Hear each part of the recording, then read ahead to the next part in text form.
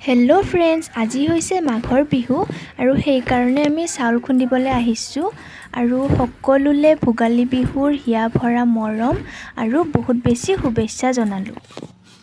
আৰু এয়া মা মই বিহুৰ প্ৰস্তুতি চলাই আছোঁ দেই, নাৰিকল ৰুকি আছে মায়ে। তাৰপিছত এয়া আকৌ খুৰী আৰু মায়ে লাৰু বনাই আছে। ময়ো অকণমান বনাই চালোহি।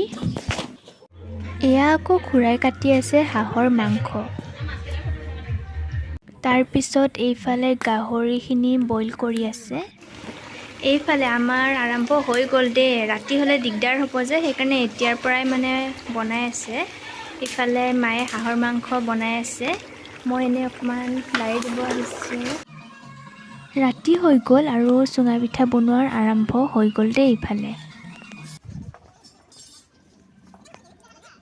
তাৰপিছত বিহু বুলি আমাৰ ঘৰত মানে ককাই কেইজনমান আলহী মাতেই, সেইকাৰণে কি কৰিছোঁ, আলহীক খাবলৈ মই বাহিৰতে কেইটামান পকৰি বনাই আছোঁ। তাৰপিছত মায়ে ইফালে তেল পিঠা বনাবলৈ যোগাৰ কৰি আছে।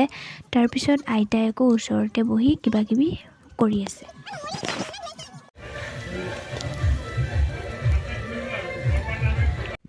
আমাৰ ভাত খোৱা হৈ গ'ল, তাৰপিছত আলহীকো ভাত দিয়া হ'ল। সেইকাৰণে এতিয়া বিহু ঘৰত অলপমান নাচিবলৈ ওলাই আহিছোঁ দেই।